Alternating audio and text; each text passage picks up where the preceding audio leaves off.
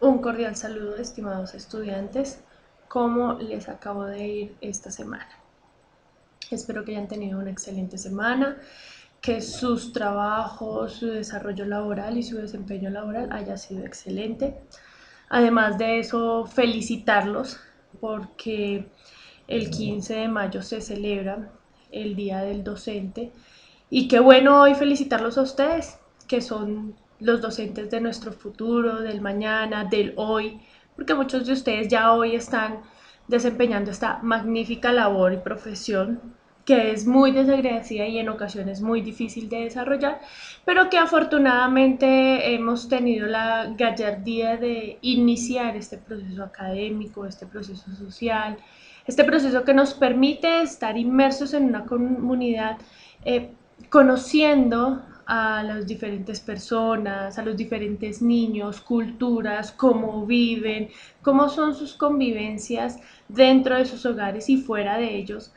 Yo siempre pongo un ejemplo que es muy sencillo y es que definitivamente nosotros los seres humanos jamás nos comportamos igual en los lugares donde nos desenvolvemos. Es decir, que usted no se comporta igual que en su casa, cómo se comporta en su trabajo, cómo se comporta con sus amigos, cómo se comporta con su novio, con su esposo, con su amigo, con sus amigos. Los comportamientos son completamente diferentes. Entonces, ¿esto por qué lo traigo a colación? Porque hoy alguien me decía, profe, es que yo me comporto igual en todos los lugares, como me comporto aquí en la universidad. Y yo llegué a una conclusión y dije, no, eso no puede ser así, porque aún yo siendo psicóloga y donde supuestamente se maneja un poco la relación que se tiene con el otro y que le permite a uno tener un paso para determinar qué está pensando el otro. A veces la gente dice, no, es que como usted es psicóloga, usted sabe todo. A veces no, a veces sé menos de lo que se imagina. Entonces, pero ¿a qué voy con este ejemplo? Que definitivamente la memoria y el lenguaje a veces, solo a veces, nos toman del pelo. ¿Por qué lo digo? Yo escuchaba a esta estudiante manifestando que ella era igual en todos los lugares, que se comportaba igual, que hacía todas sus acciones iguales, que ella nunca cambiaba sus estilos ni nada de eso. Y me puse a hacerle un proceso reflexivo y a escucharla. Sí, a que ella hiciera algo que se llama evocación de la memoria. Ahora vamos a ver qué se refieren todos estos términos. Y yo le decía, bueno, entonces cuéntame cómo eres tú en tu casa.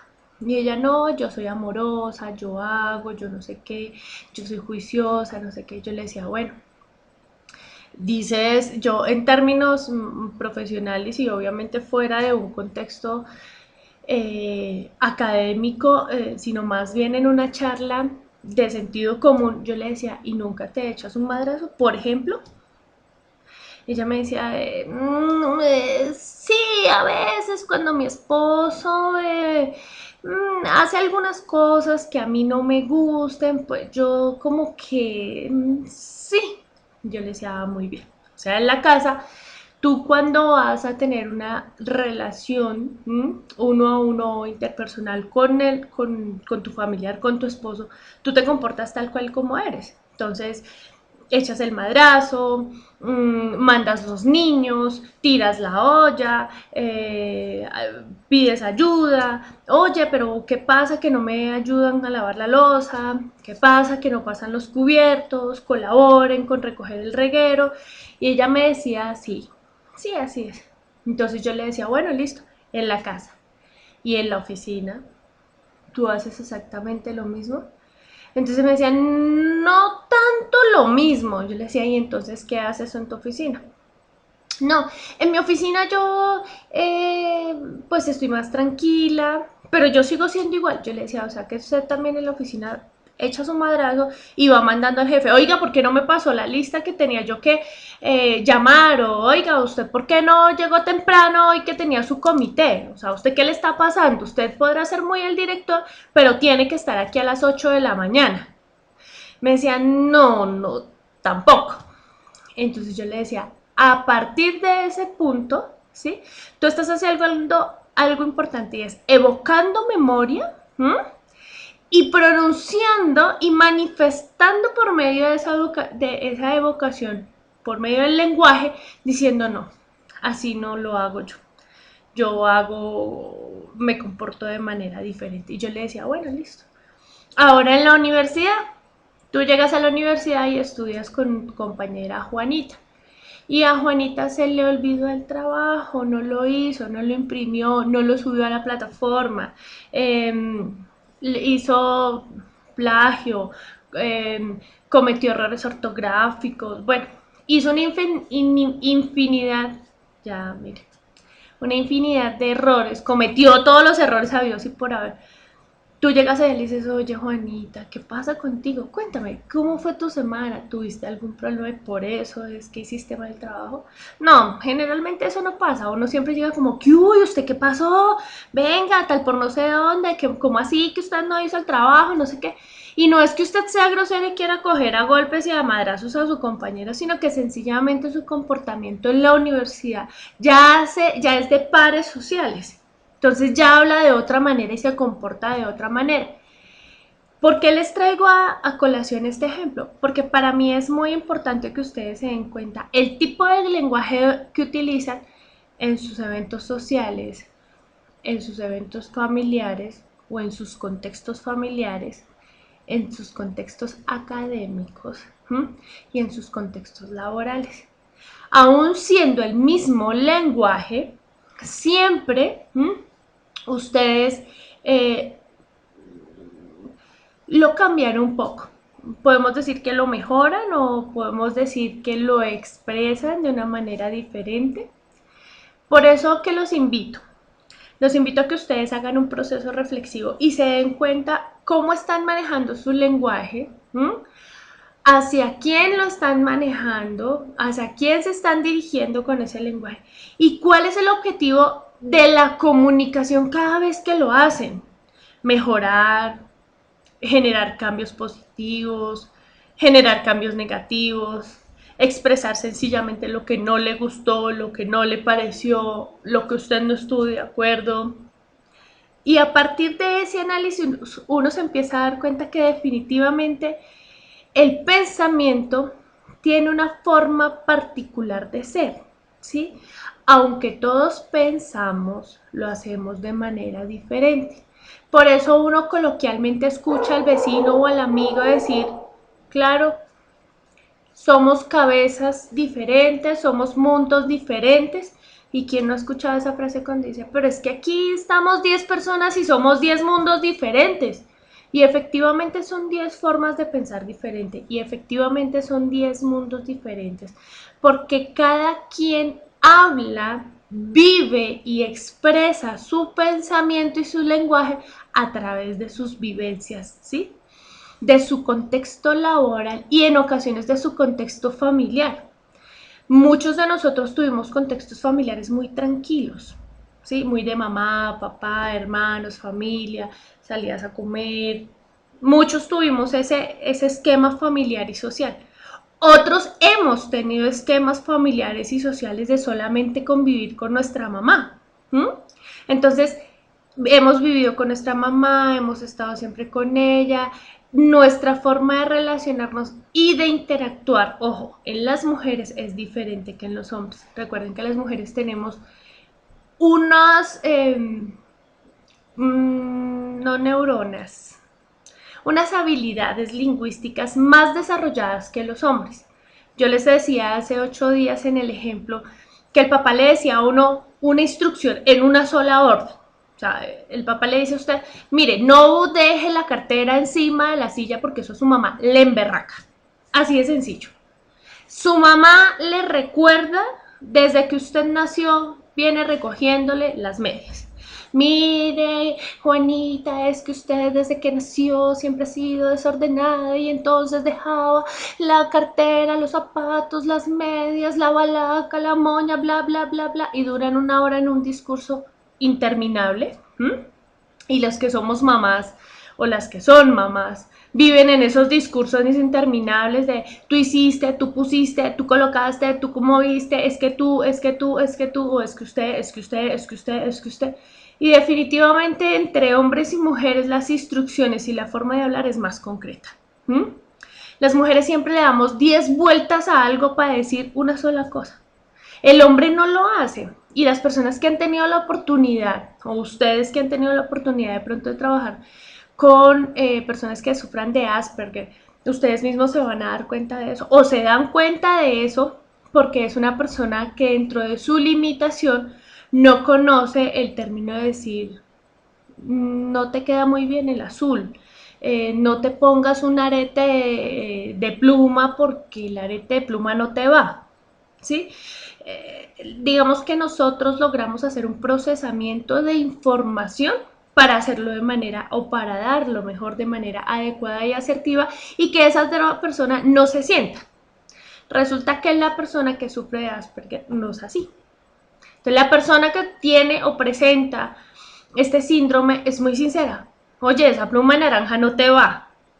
¿A ti qué te parecen mis gafas? Se te ven horribles. Y el pelo, no, te faltó ponerte uno más rubio. ¿Sí? Son personas que, oye, ¿te gustó el pollo? No, cocinas asqueroso. ¿Y eso es malo? No, eso hace parte de su procesamiento de información y no solo el procesamiento de la información, sino la evocación del recuerdo y la expresión de su lenguaje, que lo dicen sin tener ningún inconveniente. Pues bien, toda esta introducción para decirles que hay dos o existen muchos pensadores, filósofos, psicólogos, fisiólogos, médicos y psiquiatras que han hablado del tema de lo que es, del concepto del pensamiento, ¿sí? ¿Cómo se da ese pensamiento? ¿Cómo se da la vocación del pensamiento? ¿Y cuántos tipos de pensamiento tiene una persona? Entonces, ustedes allá se preguntarán, venga, ¿no es uno solo? No, o sea, existen muchos pensamientos donde uno diga, venga, y hoy estoy pensando de manera divergente, de manera inductiva. No, son formas y características de un pensamiento que se va adquiriendo con el tiempo, que se va desarrollando y el cual le va permitiendo a usted, ¿sí? Como persona, ser humano, resolver problemas, ¿sí? O expresar una idea que tenga en su cabeza de manera elaborada. Recuerden lo que les decía hace un momento y era lo de las porque no lo piensan, lo van diciendo como lo sienten. Y eso es malo, no, eso hace parte de su, digamos que de la condición de la discapacidad que se está presentando en ese momento. Es lo mismo que se me hacía extraño esta semana, tuve la oportunidad de hablar con un niño con coeficiente intelectual alto. Y es un niño de una expresión vocal, verbal, física, de una interacción social increíble, arrolladora. Y yo le decía, ven, ¿y cómo le vamos a poner a ese niño Juanito? Juanito, ¿cómo te sientes en el colegio? A mí me encanta el colegio. Solo que las actividades que me hacen, pues las aprendo muy rápido y tú entiendes, me canso. Yo lo miraba y decía, por Dios, ¿y qué haces los fines de semana? Cuéntame, no, el sábado yo voy al colegio, es un colegio que tiene, digamos que clases de lunes a sábado en horarios sin jornadas muy largas. Yo le decía, bueno, y el sábado, no, el sábado hacemos unos créditos en el colegio y nos dedicamos a hacer actividades que a nosotros nos gustan. Y yo le decía, ¿cuál actividad te gusta a ti? Por ejemplo, cuéntame. A mí me gusta patinar. Y yo lo observaba y definitivamente sus habilidades motoras, sí, eran como diferentes a las de los otros niños. Porque las tenía como más, no, ¿cómo no? Las tenía más desarrolladas que los otros niños. Rápidamente cogía la instrucción del entrenador y desarrollaba todas las actividades y los juegos que él le decía. ¿Eso qué quiere decir? Que definitivamente el pensamiento y el lenguaje están ligados están ligados a las acciones, mejor, que se desarrollan como ser humano. Y entonces uno dice, pero yo con el cuerpo hablo. Y lo mencionábamos hace 8 días cuando yo les decía que definitivamente uno con una mirada sabía cuándo le iba a ir bien o le iba a ir mal con la mamá. Y lo mismo con las esposas o los esposos, uno ya sabe cómo le va a ir de acuerdo a la mirada. Entonces, me voy a comprar unos zapatos, ¿tú qué opinas? Y él lo voltea a mirar a usted. Y usted dice, no, ese color ya como que no me gusta, voy a cambiar. Sí, no, esta semana no quiero comprar zapatos. Cosa que no pasa, eso es una situación que no pasa porque las mujeres somos, eh, o mejor, carecemos de muchas cosas, como de algunos gustos y lujos que nos damos de vez en cuando. Entonces, eso no va a pasar. Uno con el pensamiento pretende, con la mirada y con esa comunicación no verbal, pretende que su compañero, su novio, su amigo, o su amiga, su parcero, pues le ayude de vez en cuando a darse esos gustitos, ¿sí? Bueno, muy bien. Les hablaba hace un momento de los pensadores y de todos los filósofos que han intervenido en este proceso para definir el concepto de pensamiento, ¿sí? Vygotsky fue uno de ellos. Entonces Vygotsky decía que definitivamente había una capacidad de, de que la persona evocara y expresara, ¿sí?, su pensamiento y la información. Y hablaba de 3 pasos de la memoria, ¿sí?, que era la codificación, hablaba del almacenamiento y de la recuperación, ¿sí? Hace 8 días creo que toqué a un tema así por encima, y era de cómo nosotros observábamos algo, ¿sí?, empezábamos a procesar esa información, es decir, a codificarla, y la guardábamos y luego la evocábamos. Caso puntual o sencillo, nosotras cuando de vez en cuando, acá la aclaración, discutimos. ¿Te acuerdas, mi amor, ese día que tú llegaste, que estabas con Carolina tomándote el café? ¿Te acuerdas que venías con el pantalón azul, la camisa blanca, los zapatos negros, las medias azules? Él no se acuerda, pero nosotras en esa codificación y almacenamiento la tenemos clarísima. Y sabíamos que ese día estaba vestido de esa manera y venía de tomarse un café con Carolina. Dice que aunque la memoria sea sensorial, esta tiene pocos cambios en la edad, pero sin embargo sí se producen estos cambios.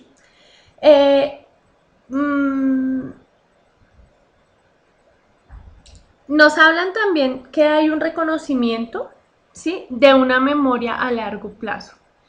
Esto nos sucede cuando hemos tenido eventos significativos y eventos traumáticos.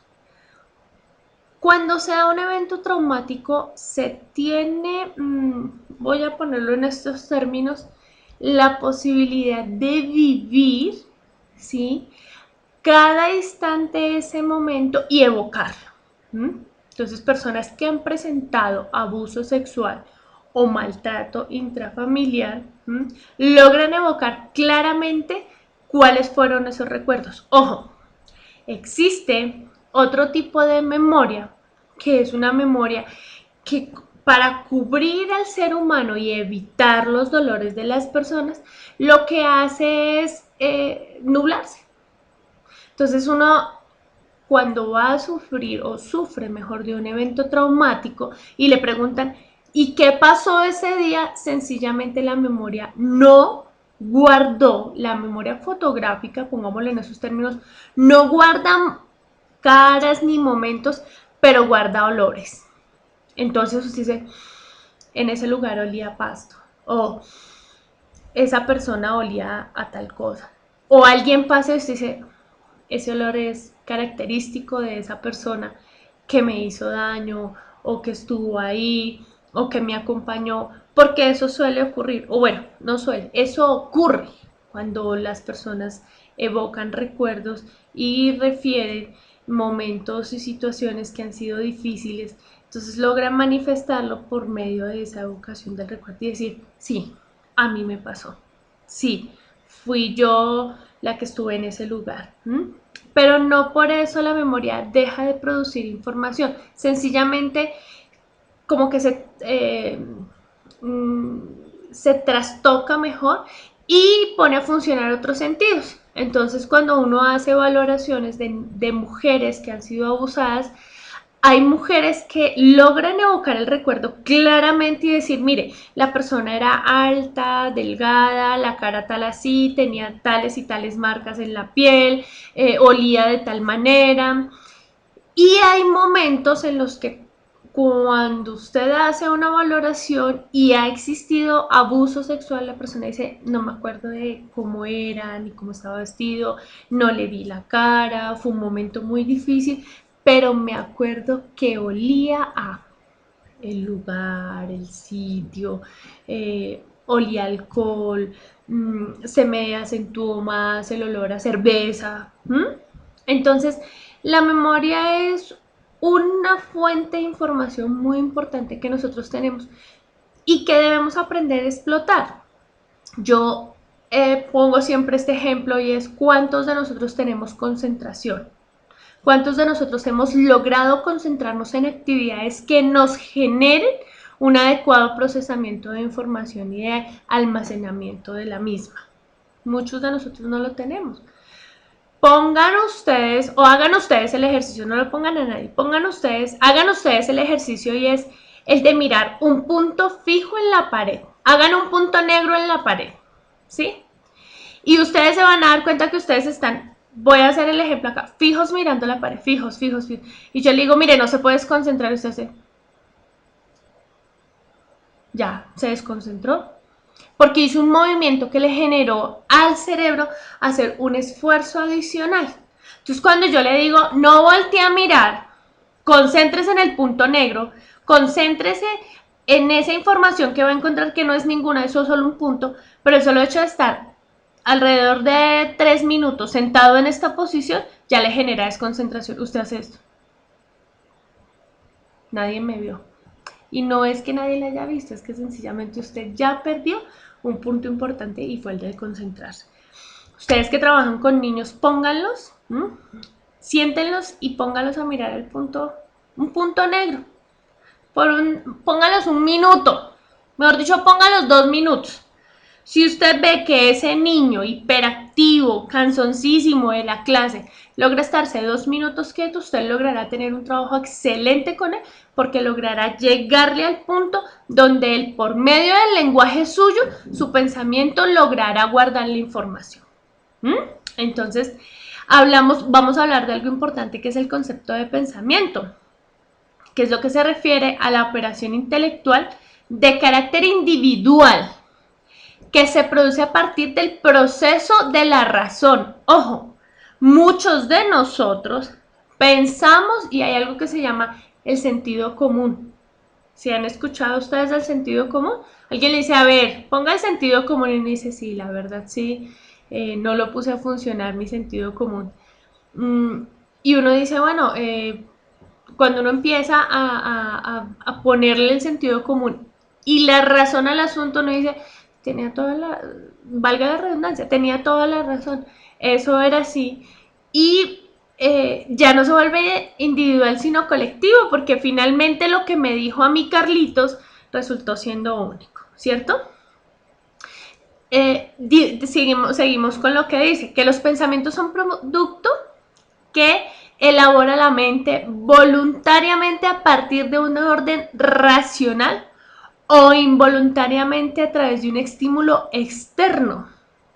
Lo que les decía hace un momento, definitivamente los estímulos externos son los que nosotros encontramos en el contexto o fuera de, ¿sí? Lo que usted observa constantemente y lo vuelve pensamiento y luego expresión del mismo por medio del lenguaje. Nos dicen que de este modo se quiere establecer una definición concreta de algo abierto como tener cualquier idea dentro de la cabeza. A ustedes nunca les han dicho las mamás, a ver, piense con la cabeza. Y uno dice, no, cuando uno está enamorado. Ese es el ejemplo más claro del pensamiento que nunca va pegado a la razón. Y peor aún, a lo que se expresa. ¿Cuántos de ustedes no dicen, ni espere que llegue Carlos? Y cuando llegue Carlos me va a escuchar. ¿Y por qué tengo para decirle? ¿Y por qué no sé qué? Y resulta que llega Carlos con un pollo. O Carlos con los chocolates. o Carlos con las flores, y todo lo que usted había pensado en decirle en ese momento, es posible que se borre porque las mujeres somos muy sentimentales. Entonces uno dice, pero ¿qué me pasó si yo iba a ahorcar a Carlos hoy? Al otro día usted piensa y dice, pero yo lo iba a ahorcar. O sea, era clarísimo que este desgraciado no iba a seguir. Perdón por por la palabra, pero es una forma de expresión propia. No con el ánimo de ofenderlos a ustedes ni nada, es una expresión propia. Eh, ¿Qué es ¿Qué permite también esa evaluación o esa evolución o esa idea loca en la cabeza? ¿O quiénes mejor ejecutan esas ideas locas en la cabeza? Pues les quiero contar que las personas que tienen dotes artísticos, ¿sí? O dotes científicos, porque no todos tenemos los dotes artísticos. Yo, por ejemplo, no tengo nada artístico. Definitivamente conmigo no fueron ni las manualidades, no, nada de eso. Y los científicos sí, me gustan mucho. Dentro del área de psicología hay un área que se llama jurídica y hay un área que está relacionada con las personas o con los muertos. Eh, Se llama, bueno, está relacionado mejor en medicina legal como un modelo de autopsia psicológica. Entonces, eso le permite a uno, ese modelo le permite a uno empezar a conocer los contextos y momentos donde la persona empezó a vivir meses atrás para llegar a la decisión de suicidarse, ¿no? O para encontrar razones o motivos del por qué lo mataron o de por qué lo mandaron matar. Entonces, yo tuve o he tenido la oportunidad, afortunadamente, de tener esa idea o esa forma de expresión por medio de la ciencia. ¿Qué permite estos pensamientos que son como la razón del desarrollo de las diferentes actividades? Muchos de ustedes dijeron algún día, voy a estudiar licenciatura. Yo creo que si la universidad llega acá y si existe un proceso de vinculación, yo voy a estudiar licenciatura. Y efectivamente la universidad llegó allá, ¿sí? Y usted materializó ese proyecto estudiando hoy licenciatura en educación especial. Entonces uno pregunta, bueno, ¿y tú por qué estás estudiando licenciatura? Unos dicen que porque aman los niños, otras personas dicen porque definitivamente dentro de su vocación como mamás y gestoras de muchos proyectos intrínsecos, pues hoy los están desarrollando en un proyecto con niños, en aulas, en salones, en jardines, y en un proceso y en un desarrollo social muy bonito donde las personas, por medio de ese pensamiento y de esa idea en la cabeza, hoy lo están materializando. Hoy ustedes están viendo esta teleclase. Hoy ustedes están viendo muchas teleclases, unas en vivo, otras presenciales, otras por la plataforma virtual. Además de eso, dicen que el pensamiento tiene una serie de características, ¿sí? Es acumulativo y en ocasiones se desarrolla a largo plazo. Muchos de nosotros empezamos a estudiar años después, con el gusto de querer entrar a ser profesionales en alguna área. Entonces, yo siempre me pongo como ejemplo y es que yo empecé a estudiar, yo salí del colegio muy joven y en esa época no era como tan visto que las personas entraran tan jóvenes en la universidad. Yo salí de 17 años y dije, no, pero yo quiero empezar a experimentar como un proceso laboral, algo donde me genere dinero. Y empecé a trabajar, sí. Y a 3 años más tarde cumplí 20 y empecé mi carrera profesional. Y hoy después de 2009 aproximadamente, que terminó mi carrera profesional, decidí hacer una especialización al año de haberme graduado, o sea, 2010. Termino esa especialización e inicio otra especialización 2 años más tarde, donde eso me empieza a generar cierta resistencia porque la hago con gente más joven, con gente que tiene más experiencia laboral que yo en el campo en el que empiezo a hacerla. Y ahora que empiezo a hacer la maestría, empiezo a darme cuenta que también en ese aprendizaje y en ese pensamiento de querer surgir, existe como esa resistencia de hay gente más joven, hay gente que estudia porque quiere engrandecer su hoja de vida y no por ese como ese desarrollo personal, sino por un desarrollo social y económico. Y eso es válido, ¿no? Es completamente válido. Muchos de ustedes estarán ahí no precisamente porque su condición social o su desarrollo social se lo permita, sino porque sencillamente quieren modificar eh, sus su proyecto de vida. Dentro de su proyecto de vida es mejorar su calidad de vida y eso hace parte de la educación.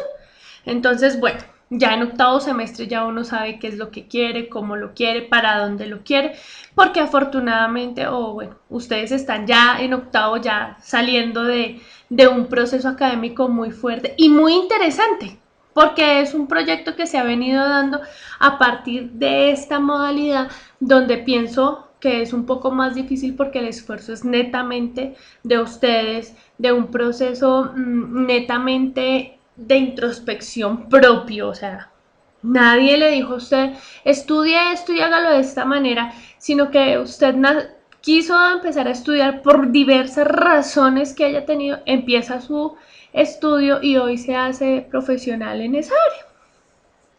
Bueno, estábamos hablando que los pensamientos se generan a partir de una orden racional, ¿sí? Y involuntariamente se dan a través de un estímulo externo, ¿cierto? Bueno, vamos a hablar también de el pensamiento que las personas tienen, y este pensamiento tiene unas características específicas, ¿sí?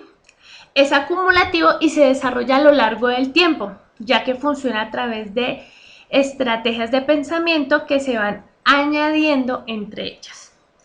Estas estrategias tienen la forma de apuntar a resolver problemas. No solo sucede en el pensamiento, que se refleja en el lenguaje, sino también que van configurando el propio lenguaje, lo que le permite a usted que llegar a resolver un problema a partir de la construcción de un proceso cognitivo que usted está haciendo para evocar lo que está pensando. Los seres humanos no generalmente sufrimos de una cosa que yo siempre la pongo en todas mis clases y es disonancia cognitiva. Usted piensa una cosa, usted hace otra y habla otra. O sea, tres cosas completamente diferentes, pero es una estrategia del pensamiento la cual le permite a usted resolver un problema. Eh, ¿Qué hace, qué nos permite esto? Que a partir de este lenguaje ustedes vayan teniendo unos ambientes de transformación y se vaya evidenciando los famosos tipos de pensamiento. Yo les decía hace un momento que el ser humano tiene procesamientos de información, ¿cierto? Y le permiten también generar una operación, o mejor, operacionalizar ese lenguaje. ¿Cómo así? Sí, ir evidenciando qué tipo de pensamiento tengo yo. Si es un pensamiento inductivo, si es un pensamiento deductivo, si es un pensamiento interrogativo, si es uno creativo, si es analítico o si es un pensamiento crítico o si definitivamente de todos esos pensamientos que yo acabo de mencionar se tiene un poquito de cada uno de ellos. Y vamos a ver, el pensamiento inductivo es el que apoya en una particularidad y a partir de ahí la extrapola y la transforma en una generalidad. Si algo es cierto es que en algunas ocasiones lo será, en algunas ocasiones, si algo es cierto, en ocasiones lo será y en otras uno dice más o menos, o sea, es similar pero no es igual. ¿Qué pasa con el pensamiento deductivo? Es aquel que parte de una generosidad y se es aplicada a una particularidad. Ojo, ustedes hacen una generalidad de algo y llegan y lo ponen a lo más específico, a lo más particular. Esto, bueno, está relacionado mucho con la información deductiva, ¿cierto? La investigación deductiva. Ustedes salen de lo grande a lo pequeño o de lo pequeño a lo grande dependiendo del tipo de investigación. Un pensamiento interrogativo es el que se utiliza cuando se tiene una inquietud, lo cual es representado en una pregunta y las mujeres lo representamos o lo esperamos en la respuesta deseada. Es decir, que nosotras siempre queremos escuchar, es lo que nosotras queremos escuchar. O sea, no existe otro tipo de posibilidad de, sino que es lo que yo quiero escuchar.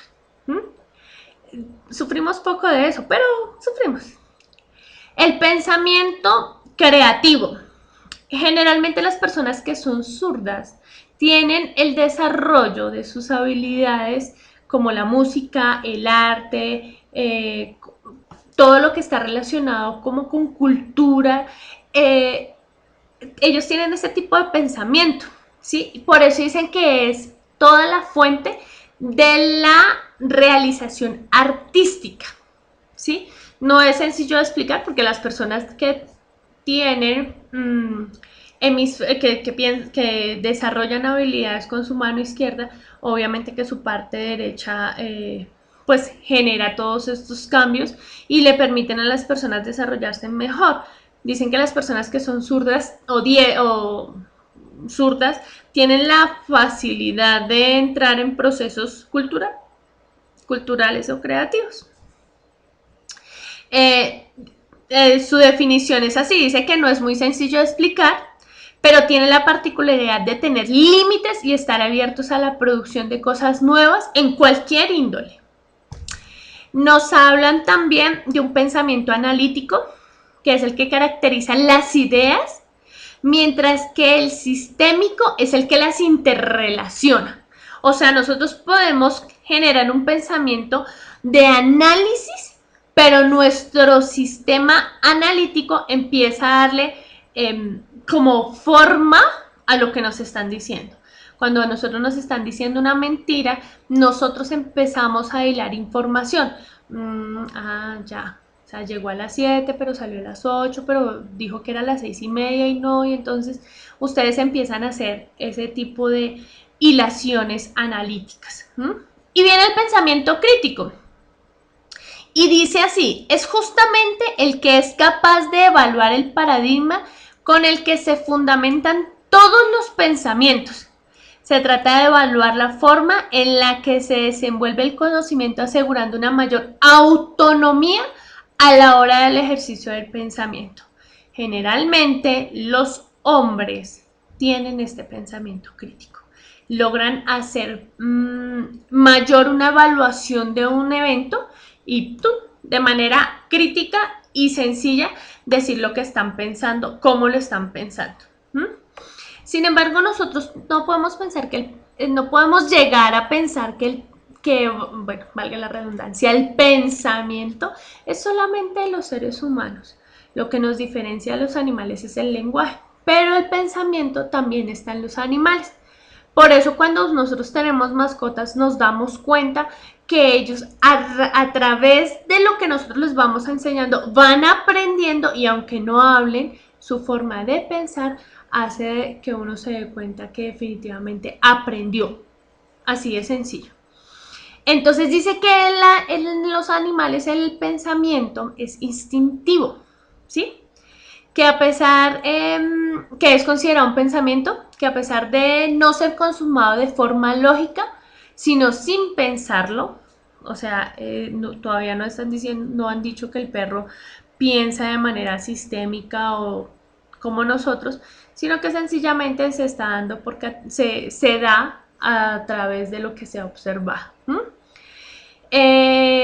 Dicen que, aunque se sabe que el ser humano es el único que posee la capacidad de razonar, no es el único que puede pensar, lo que les decía hace un momento.